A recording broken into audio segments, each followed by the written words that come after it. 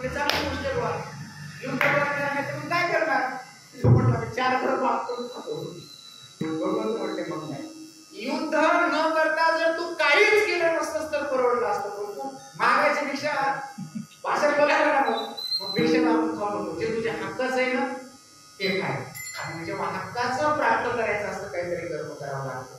आणि कर्म काहीतरी करत बसण्यापेक्षा कर्म असं केलं पाहिजे जे कर्म या लोकात करताना पाप होणार नाही. आणि ते कर्म करत करत करत करत सहजच भगवत प्राप्तीसाठी कारणीभूत करत मग साधना काहीतरी आपण जीवनात आणणारच आहोत. का? कारण आपण साधक आहोत. साधकाच्या जीवनामध्ये साधन येतच असतं. मग कुठल्या तरी साधनाचा अंगीकार करत बसण्यापेक्षा त्या साधनाचा अंगीकार का करू नये आपण, ज्या साधनाच्या माध्यमातून भगवंताची प्राप्ती होणार आहे. अशाच आशयाचा निवेदन अभंगाच्या पहिल्या चरणात आहे.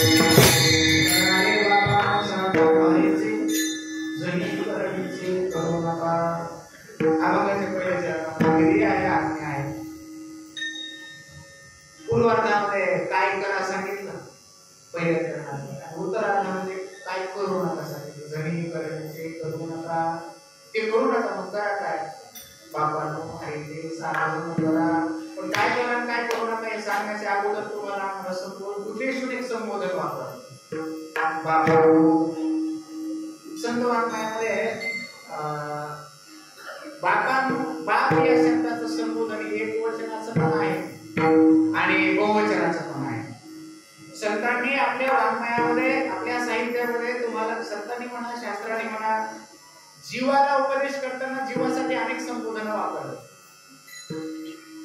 मनाला उपदेश करताना मनासाठी अनेक संबोधन वापरतात.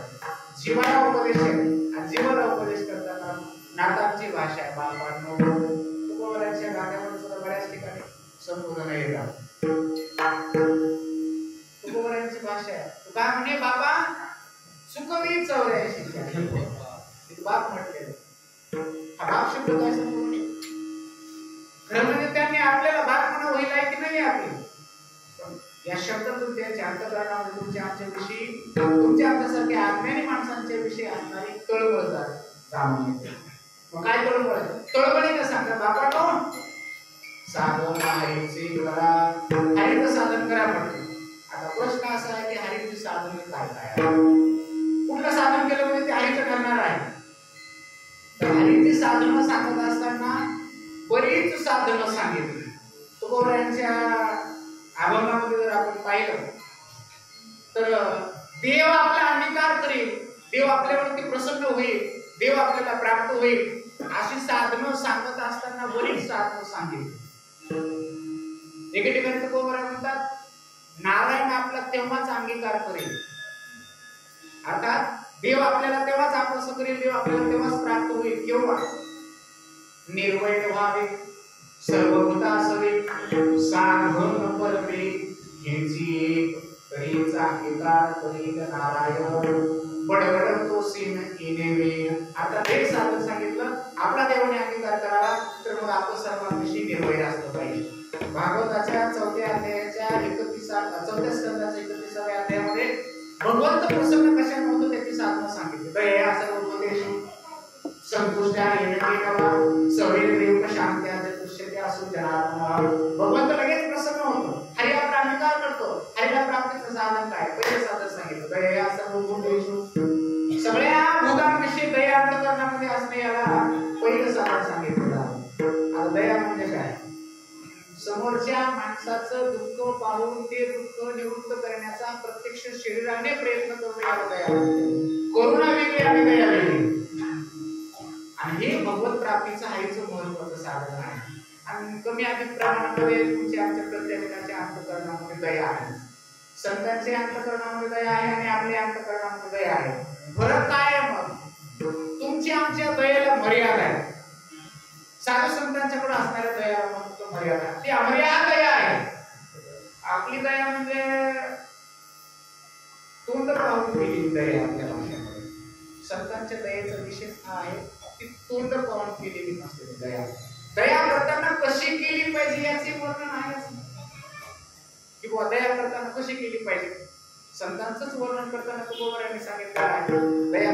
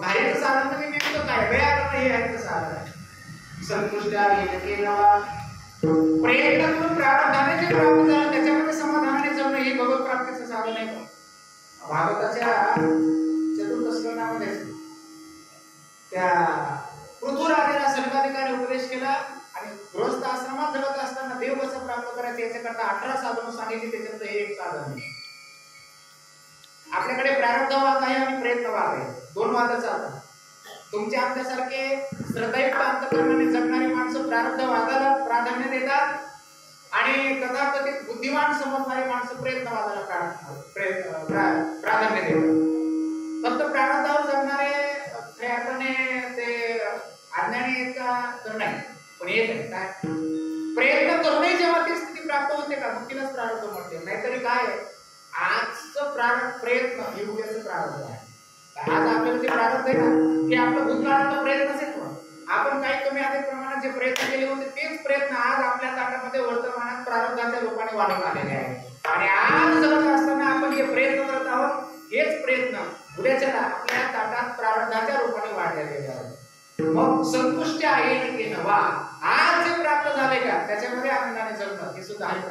साधन आहे.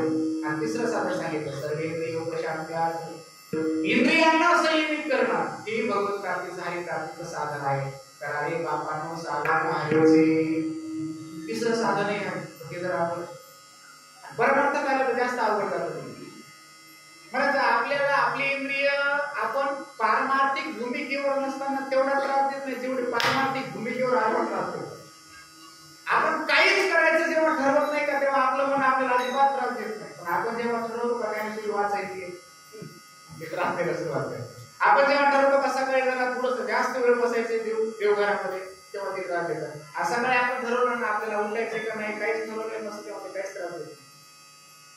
गाव सोहळ्याच्या काळामध्ये गावातल्या माणसांना त्यांची इंद्रिय जेवढा त्रास देत नाही त्याच्यापेक्षा जास्त इंद्रिय वाईट केलेल्या माणसांना. आपलाच अनुभव घ्या. आपण गावामध्ये किती वेळा चहा पितो? एक तास, 2 तास, 3 तास. दिल्लीत गेले बरं काही खबर नाही, काही लेखा लोक नाही. सकाळी दिल्ली निघाली सात्विक वातावरण असतो. कधी कधी देण्यावर आमच्या गजरामध्ये सगळं चालतं. कुठपर्यंत चहाचा स्टॉल येत नाही. फुकट चहा वाटणाऱ्याचा स्टॉल आला आखी दिल्ली एकट्या पिण्यावर माझं काय किंमत त्याची आहे पण नाही. आपल्याला इंद्रिय नाही जगू देणार. खजूर काय भाव 80 रुपये 50,000 रुपये किलो नाही ना. आमच्या खात्यावर तर नाही फार किंमत नाही. दिंडीत खजूर वाटणारा जर आला हाडला फोन. आता त्यांच्या लक्षात आलंय ते दिल्लीत येईच ना ते वरूनच खूप फेकायचं. त्याच्या पुढे ते डाळी पोहायला येतं. वांगी करायच्या कुठल्या तरी किती जात असतात. जुन्या माणसाला कोण ते सगळं माहिती. आपण दिंडीला जातो टीका टिप्पणी नाही. म्हणजे आपला स्वभाव काय आहे इंद्रियाचा. आपण जेव्हा काहीच करायचं ठरवत नाही तेव्हा इंद्रिय आपल्याला अजिबात त्रास देत नाही. जेव्हा आपण काहीतरी पारमार्थिक भूमिकेवर येण्याचा प्रयत्न करतो त्याच काळात इंद्रियाच्या वृत्ती जाग्या होतात. आणि ती वृत्तीचं शमन करून आहे भगवत प्राप्तीचं हरी प्राप्तीचं साधन आहे. सर्वेंद्रियोपशांती आहे. ज्या दिवशी ते व्हायला लागेल का त्या दिवशी आपल्याला साधन होत आहे असं म्हणायला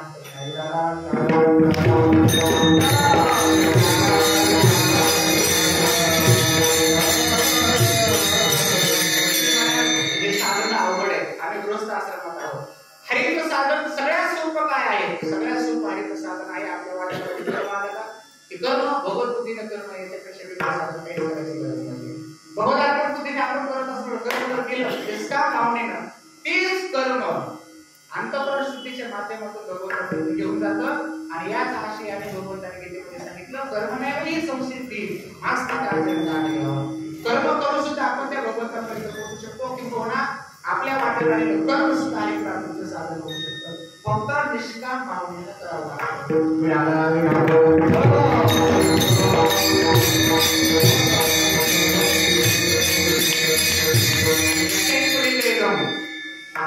आपण काय करतो याला काही अर्थ नाही. आपण जे करत आहोत त्याच्या पाठीमागची भावना काय याला फार महत्व. कर्माला काही महत्व नाही बा.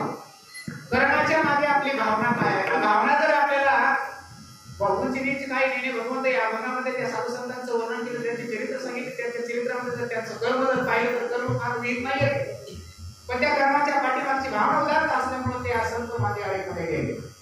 आपल्याला कर्म करत असताना निष्काम भावना केलं तर ते सुद्धा हरी प्राप्तीचं साधन होऊ शकतं. अरे बापानो साधन हरीची हे करू नका. काय जणी करण्याचे करू नका. करणीचं करू नका म्हणतात.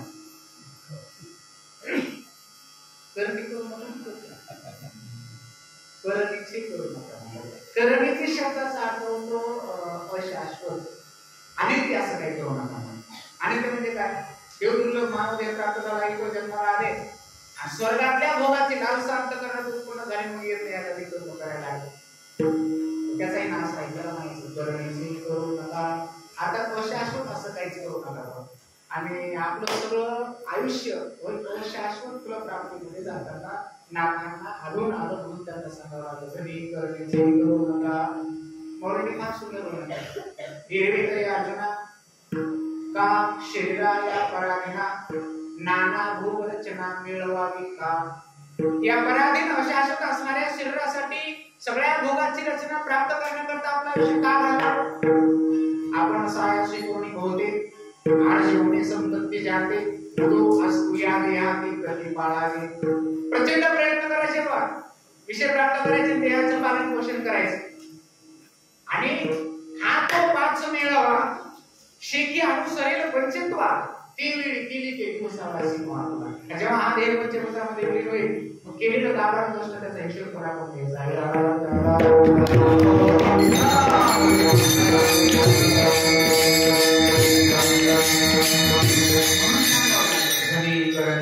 करू नका. अर्थात अशा अशा फलप्राप्तीसाठी कारणीभूत असणाऱ्या कर्मामध्ये आपला आयुष्य घालवू नका, करण्याचं करू नका. मग काय करा?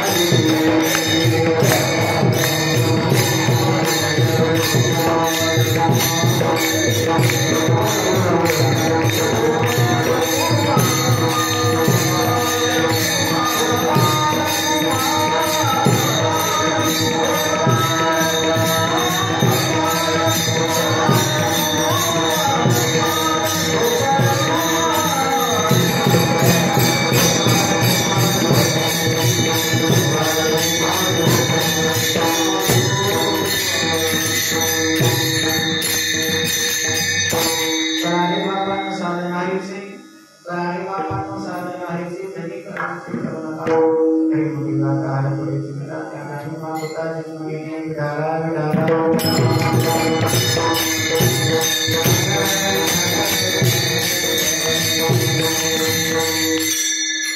करुणीचं करू नका करा काय जेणे नोहे जन्म यमाची यातना आस्या साधना करा कार्य काय करावं त्या विधानाचं जास्त स्पष्टीकरण आरंभाच्या दुसऱ्या चरणामध्ये केलं जेणे नोहे जन्म ऐसिया साधना करा काय आणि जेणे नोहे यमाची यातना ऐसिया साधना करा काय असा अन्वय करता येईल किंवा जन्म हीच मोठी यमयातना आहे ती यमयातना भेटणार नाही असं काहीतरी साधन करावे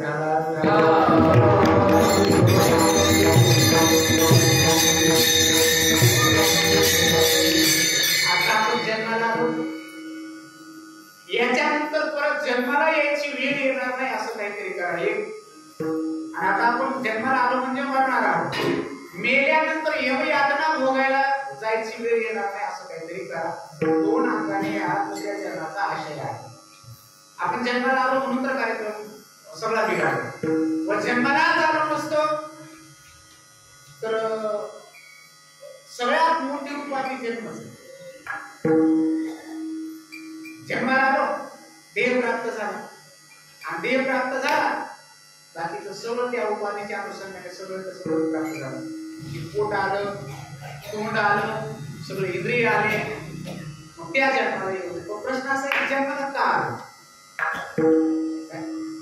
जन्माला का आलो त्या प्रश्नाचं उत्तर देताना जन्माला येण्याची कारण सांगितली व जन्माला आलोच का तुकोबारांच्या भाषेमध्ये बोलायचं झालं तर जन्माला येण्याचं काय कारण जन्माला येण्याचं मूळ काय मूळ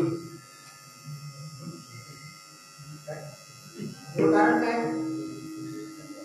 जन्मा येणेकडे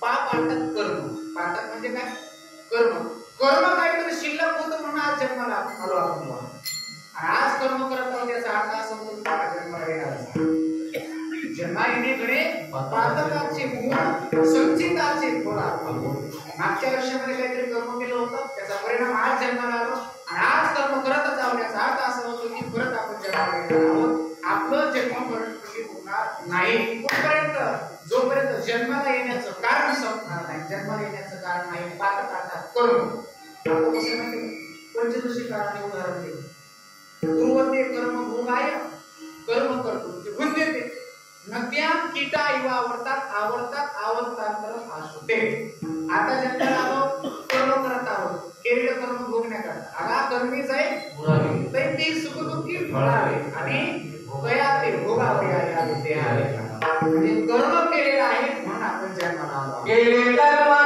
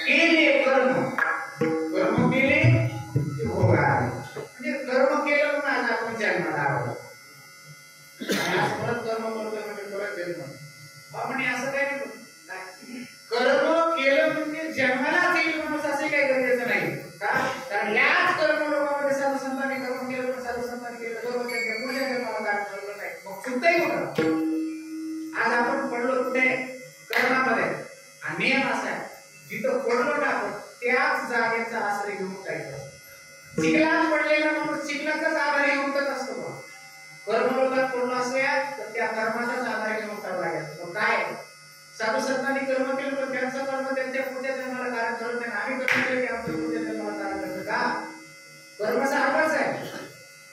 त्याच्या पाठीमागची भावना वेगळी आहे. कर्मबंधन कधी ठरतं? कर्तृत्वाचा मत आणि कर्मफळाचा आस्वाद या दोन गोष्टीच कर्मबंधनाला आधार नेमकं ते होत आहे. मग कर्मबंधन असं करावं लागणार आहे. सेवेमुळे आयसिया साधना मग ते कर्म कसलं असणार आहे? ते कर्म असणार आहे निष्काम भावनेने केलेलं कर्म.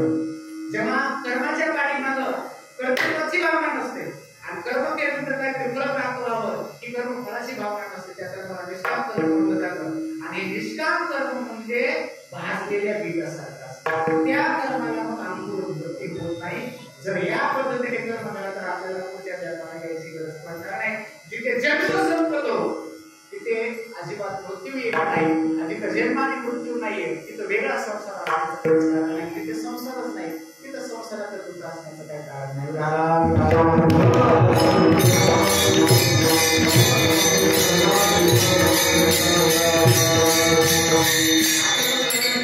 लोखंडाची सळई, लोखंडाची सळई सरळ असणाऱ्या वस्तूचा अंत आहे.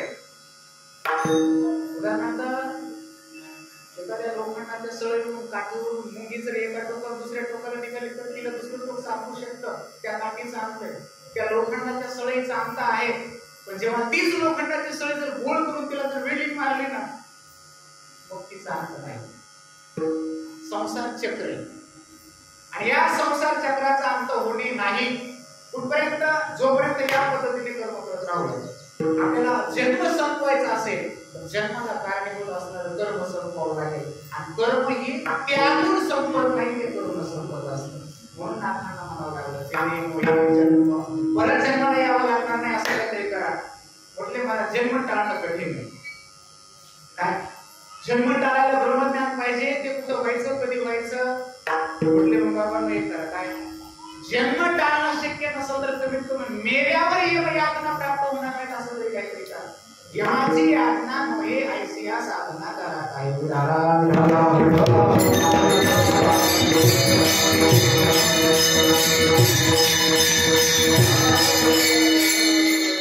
आता परत प्रश्न पडतो तसं जन्म का प्राप्त झाला याचा थोडक्यात विचार केला. मेल्यावर यमयातना का प्राप्त होतात बघ त्याचा विचार करायचा. कशाने प्राप्त होतात? ती साधनं सापडल्यावर आपण ती करणार नाही, मग आपल्याला यमयातना प्राप्त होणार नाही. मुळात यमयातना स्वर्ग नरक असं बऱ्याच लोकांचं पण असतं किंवा एक स्वर्ग नरक कुठलं काय लोकांना घेऊ घालण्यासाठी कोणी पुराणात लिहिलं. बरं संविधान वाचतो ना आपण, संविधान मान्य आहे आपल्याला, शास्त्र मान्य नाही याचा हरकत नाही. संविधान ज्यांना मान्य आहे त्या संविधानामध्ये काही कलम आहे. काय कलम आहे? तुम्ही जर चोरी केली तर तिथं कलम आहे. तुम्ही डाका टाकला कलम आहे. तुम्ही कुणाची हत्या केली कलम आहे. संविधानातले तर कलम मान्य असतील. वा विशेष आहे. मी शास्त्राला मानत नाही हे तुम्ही छाती फुकून सांगू शकता. तुम्हाला सरकार काय करणार नाही. जर तुम्ही संविधानाला मानत नाही म्हणतात हाच विशेष आहे वाटतं संप्रदायाचा किंवा आपल्या संस्कृतीचा. इथं मी देवाला मानत नाही असं छाती टोकून सांगणाऱ्या नास्तिकाला सुद्धा देवच जगवतो. मी साधू संतांना मानत नाही असं छाती टोकून सांगणाऱ्या नास्तिकांना देवच जगवतो. मी संविधानाला मानत नाही असं तुम्ही म्हणत असाल तर मग तुम्ही बऱ्यापैकी लगेच जेलमध्ये जाऊ शकता. चुकीला माफी संविधानातही नाहीये आणि चुकीला माफी शास्त्रात सुद्धा नाही. वा संविधानात तरी देऊन घेऊन सुटूया. तुमच्याकडे जर आर्थिक सामर्थ्य असेल, शारीरिक सामर्थ्य असेल तर तुम्ही सुटू शकता. पण शास्त्राच्या दृष्टीमध्ये जर आपला अपराध होत असेल, आपण अपराधी असेल तिथं सुद्धा नाही. तिथं मात्र चुकीला माफी नाही. वा आपण कुठेही कर्म करा. लोकांचा ते विशेष आहे. खाली सीसीटीव्ही कॅमेरे निघाले ते नुसतं तिथं कागद चिटकेल्यावर दिसतं. आपण सीसीटीव्ही कॅमेऱ्याच्या नजरेला दोन वीट बसतो. कोणी कुणाची चप्पल उचलत नाही का? त्यांच्या डोक्यात ते बसलेलं असतं की आपल्याला कोणीतरी पाहिलं. ज्या दिवशी जगत असताना आपल्या डोक्यात हे बसेल का मला कोणीतरी पाहिलं, त्या दिवशी वाईट नाही होणार.